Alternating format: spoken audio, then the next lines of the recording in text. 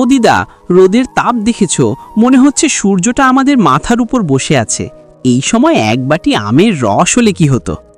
আমের রস তো পরের কথা রে ভাই, ঘরে তো এক ফোঁটা আমও নেই। অভাবের জ্বালা এবার গাছের আমগুলোও সব ঝরে গেছে। তাহলে বাবাকে বলো না বাজার থেকে আসার সময় গোটা কয়েক পাকা আম নিয়ে আসতে। আমার খুব খেতে ইচ্ছে করছে দিদা।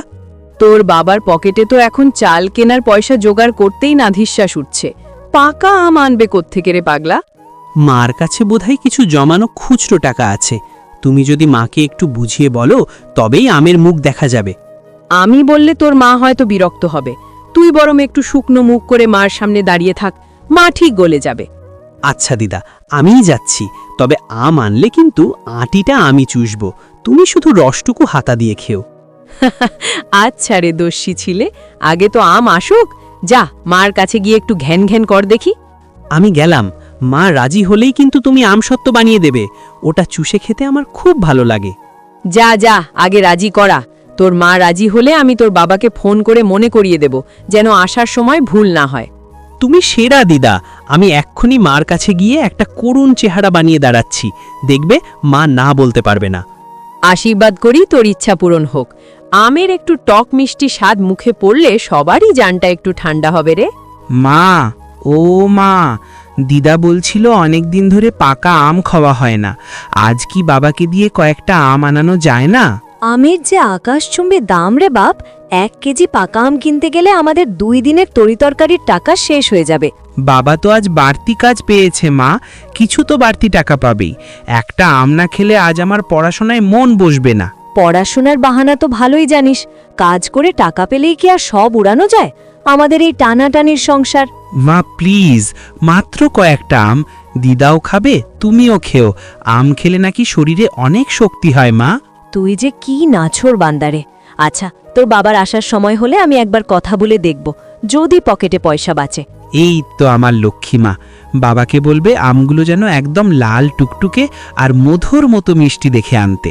তোর ফরমায় শুনলে মনে হয় আমরা কোনো লাট সাহেব। আচ্ছা যা, এখন সর এখান থেকে, আমাকে উনুনটা ধরাতে দে। তুমি বাবাকে বললে বাবা ঠিক আনবে। আমি জানি বাবা আমাদের জন্য কত কষ্ট করে, আম তো আনবেই। ঠিক আছে, আমি দেখছি। টাকা যদি বাঁচে তবেই আমের দেখা পাবি। এখন গিয়ে একটু শান্ত হয়ে বই নিয়ে বস। বই নিয়ে বসছি মা, কিন্তু মাথায় তো শুধু আমের রস ঘুরছে। তুমি জলদি বাবাকে ফোনটা করে দাও না মা। আচ্ছা বাবা, দিচ্ছি। তুই তো জ্বালিয়ে মারলি, এখন যা তো দেখি, আমাকে একটু রান্নায় মন দিতে দে। শুনছো, ছেলেটা আর মা তো আজ পাকা আম খাওয়ার জন্য খুব বায়না করছে। আসার সময় কি কয়েকটা আম আনতে পারবে? আম? বাজারে আমের দাম শুনে আমারই বুক ধরফড় করছে। গরিবের পেটে কি আর এখন পাকা আম সইবে গো? আমি জানি আমাদের অবস্থা টাইট, কিন্তু ছেলেটা কোনো দিন কিছু আবদার করে না। আজ খুব করে বলছে, তাই ফেরাতে পারলাম না। কাজের টাকাটা এখনো পুরো হাতে আসেনি। চাল ডাল কিনতেই তো সব শেষ হয়ে যাবে। আমের টাকা পাবো কই? ওই যে আমার হাঁড়িতে জমানো কিছু খুচরো পয়সা আছে, ওটা নিয়ে যাও। অন্তত কয়েকটা আমের জোগাড় তো হবে। তোমার জমানো টাকা খরচ করতে আমার হাত কাঁপে গো, কিন্তু মা আর ছেলে যখন চেয়েছে তখন তো আনতেই হবে। হ্যাঁ, মা বলছিলেন ওনার মুখটা বড্ড তেতো হয়ে আছে, একটু মিষ্টি আম খেলে হয়তো রুচিটা একটু ফিরবে। আচ্ছা দাও দেখি কত আছে। আমি দেখি বাজারের এক কোণে বসা কোনো চাষির কাছ থেকে যদি সস্তা একটু পাই। দেখো বাপু, ভালো করে টিপে দেখবে, গরিব বলে যেন আবার ভেতরে পোকা থাকা আম গোছিয়ে না দেয় ওই ব্যাপারীরা। আমাকে নিয়ে ভেবো না, আমি জানি কত কষ্টে এই টাকাগুলো জমেছে। দেখি কপালে কি জোটে আজ। একটু সাবধানে যেও, রোদে যেন আবার শরীর খারাপ না করো, আর আমগুলো যেন একটু বড় হয়। চিন্তা করো না, আমি বাছাই করা জিনিসই আনবো। পকেট খালি হলেও আজ ওদের মুখে হাসি ফুটিয়েই ফিরব। ও ভাই আমওয়ালা, এই হিমসাগর আমগুলোর কেজি কত? দামটা একটু গরিবের কথা ভেবে ভালো করে বলো দেখি। কি যে বলেন কর্তা, এটা একদম বাগানের সেরা আম, মধুর মতো মিষ্টি। 100 টাকার নিচে দিলে আমার লোকসান হবে। 100 টাকা? তুমি কি আম বিক্রি করছো নাকি সোনার ডিম? আমার পকেটে তো 40 টাকার বেশি নেই ভাই। 40 টাকায় তো আমের খোসাও পাবেন না ভাই। যান অন্য কোথাও গিয়ে দেখেন, যদি কাঁচা আম পান ওই দামে।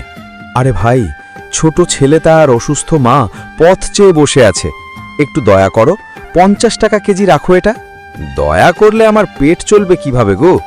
আচ্ছা যান, আপনার কষ্টের কথা শুনে 70 টাকা রাখলাম একদম। 70 টাকাও তো নেই ভাই, এই দেখো 60 টাকা আছে, আর 1 টাকাও বেশি নেই, এটাই রাখো। আপনি তো বড় নাছোড় বান্দা গো। আচ্ছা দেন, 60 টাকাই দেন, আজ আপনার ছেলের কথা ভেবেই দিয়ে দিলাম। এই তো ভাই, কাজের মতো কথা বলেছ। একটা ছোট্ট কাঁচা আম ফ্রি দেবে না? ভর্তা করে খেতাম। আপনি তো হাত দিলেই আসমান খোঁজেন। আচ্ছা নেন, ওই ছোট কাঁচা আমটা ফ্রি দিলাম, এবার পথ দেখুন। ধন্যবাদ ভাই, বড় উপকার হলো। দোয়া করি তোমার ব্যবসা যেন আরো ভালো চলে এই মৌসুমে। আচ্ছা আচ্ছা, দোয়া পরে দিয়েন, এখন আমগুলো নিয়ে যান তো, আমার অন্য কাস্টমার চলে যাচ্ছে। এই নাও তোমার রাজকীয় আম। বাজার ঘুরে যা যুদ্ধ করতে হয়েছে তা পানিপথের যুদ্ধের চেয়ে কোনো অংশে কম নয়।